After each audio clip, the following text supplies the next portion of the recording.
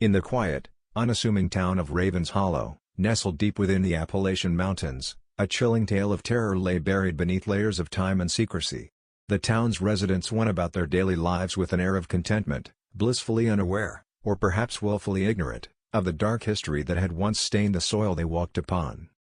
For centuries, the townsfolk had whispered of a forgotten cult that once thrived in the heart of the woods.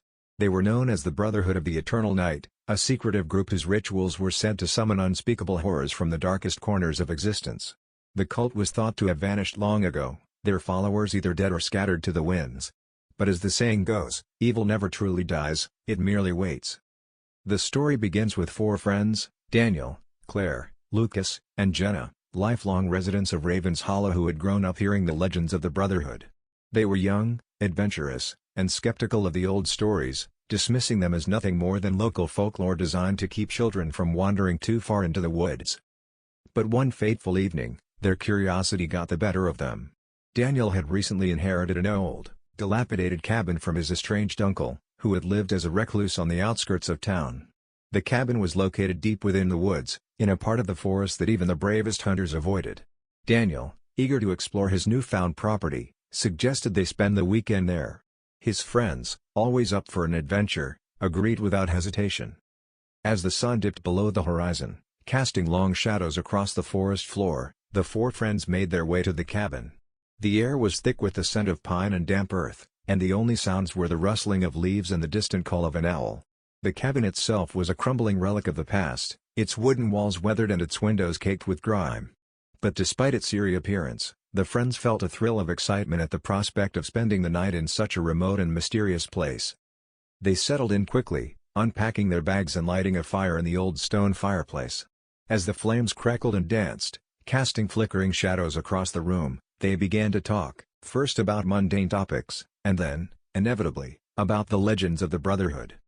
"Do you think any of it was real?" Jenna asked, her voice tinged with a mix of curiosity and skepticism. "I doubt it," Lucas replied, leaning back in his chair.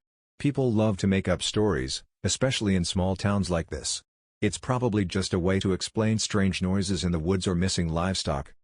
"Still," Claire added, glancing out the window at the darkened forest, "there's something about this place that feels off." Daniel, who had been silent until now, spoke up.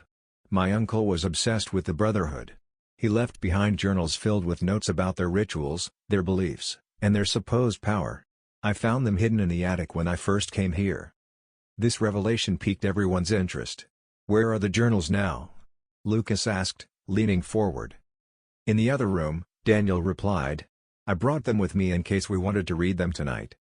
With a sense of growing anticipation, Daniel retrieved the journals and laid them out on the table. The leather-bound books were old, their pages yellowed with age. The handwriting inside was small and cramped, filled with arcane symbols and cryptic notes. As they began to read, a sense of unease settled over the group.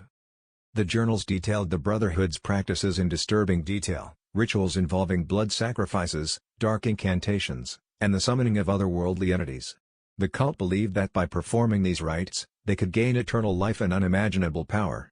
But the cost was steep, as the rituals required human souls to fuel their dark magic. One entry, dated over a century ago, described a ritual known as the Rite of Eternal Night. This ritual was said to open a gateway between the world of the living and a dimension of pure darkness, allowing the cult to commune with beings that existed beyond the veil of reality. The journal claimed that the ritual was last attempted in the very woods surrounding the cabin, but the outcome was never recorded. As they read, a cold wind began to howl outside, causing the cabin to creak and groan. The fire in the fireplace sputtered, casting eerie shadows on the walls.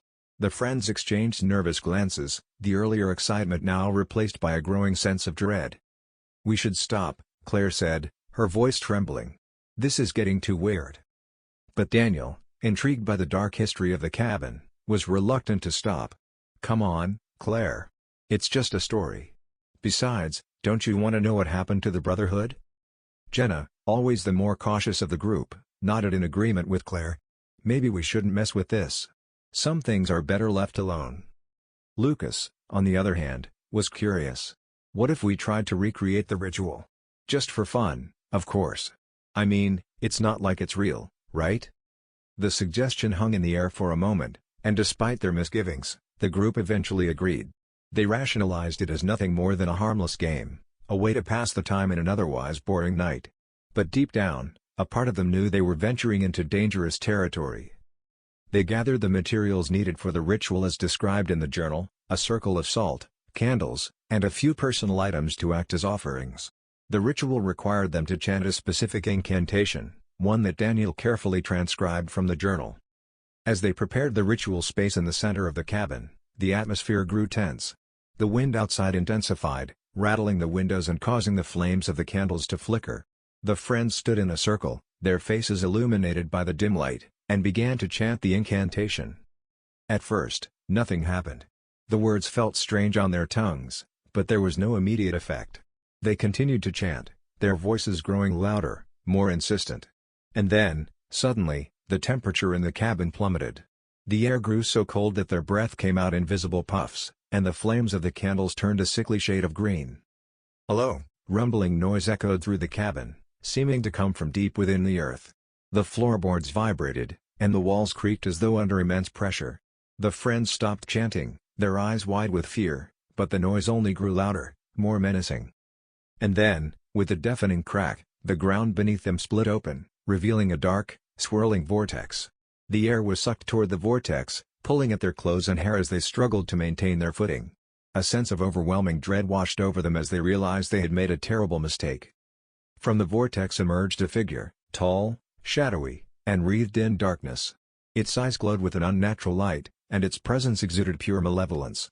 The figure seemed to be made of the very essence of night, its form shifting and writhing as though it were not entirely solid. The friends backed away in terror, but there was nowhere to go. The entity, the Watcher, fixed its gaze on them, and they felt its power bore into their minds, filling them with unspeakable horrors. Their worst fears were laid bare, and the cabin was filled with the sound of their screams. Daniel, the closest to the vortex, was the first to be consumed. The Watcher reached out with a shadowy tendril, wrapping it around his body and pulling him into the darkness. His screams were cut short as he was swallowed whole, disappearing into the void. The others tried to run, but the cabin itself seemed to conspire against them. The doors slammed shut, the windows barred with an unseen force. The walls closed in, trapping them in a nightmare from which there was no escape. Claire was the next to fall, her mind shattered by the horrors the Watcher forced upon her. She clawed at her eyes, trying to tear away the visions, but it was no use. The Watcher's tendrils wrapped around her as well, pulling her into the vortex. Lucas and Jenna, the last two remaining, huddled together in a corner, their hearts pounding with terror. They whispered frantic prayers, begging for mercy, but the Watcher had none to give. It approached them slowly, savoring their fear. Desperate, Lucas grabbed one of the candles and threw it at the Watcher, but the flame was extinguished before it even touched the entity. The darkness seemed to grow thicker, suffocating them as the Watcher loomed over them. Jenna closed her eyes, tears streaming down her face, and whispered a final goodbye. But just as the Watcher reached out for them, a blinding light filled the cabin. The vortex shrieked in agony as the light drove it back, and the Watcher recoiled, its form unraveling. When Jenna opened her eyes, she saw the source of the light, a figure standing in the doorway, holding an ancient tome bound in leather. It was an elderly man, his face lined with age but his eyes sharp and determined. He began to chant in a language neither Lucas nor Jenna recognized, and the light grew brighter, pushing the darkness back. The Watcher howled in fury, but it was powerless against the light. With one final cry, it was banished back into the vortex, which sealed shut with a thunderous roar. The cabin fell silent, the oppressive darkness lifted, and the temperature slowly returned to normal. The elderly man lowered the tome and approached the two survivors. "You are lucky," he said in a gravely voice. "The Brotherhood's power still lingers in these woods. You should never have tampered with it." Jenna and Lucas were too shaken to respond, but they understood the gravity of his words. The man helped them to their feet and led them out of the cabin, which now seemed far less menacing in the light of dawn. As they emerged into the morning light, the man turned to them with a stern expression. "Leave this place," he warned. "And never speak of what happened here. Some secrets are best left forgotten." With that, he disappeared into the forest, leaving Jenna and Lucas to make their way back to Raven's Hollow. They didn't speak a word as they walked, their minds still reeling from the night's events. But even as they returned to the safety of their homes, they knew they would never be free of the terror they had unleashed. The darkness had touched them, and they would carry its mark for the rest of their lives. a constant reminder of the dangers that lurk in the shadows, waiting for the foolish and the curious. And so, the tale of the Brotherhood of the Eternal Night and the dark ritual that nearly claimed 4 lives would remain another unspoken chapter in the history of Raven's Hollow, a town that would never be as peaceful as it seemed.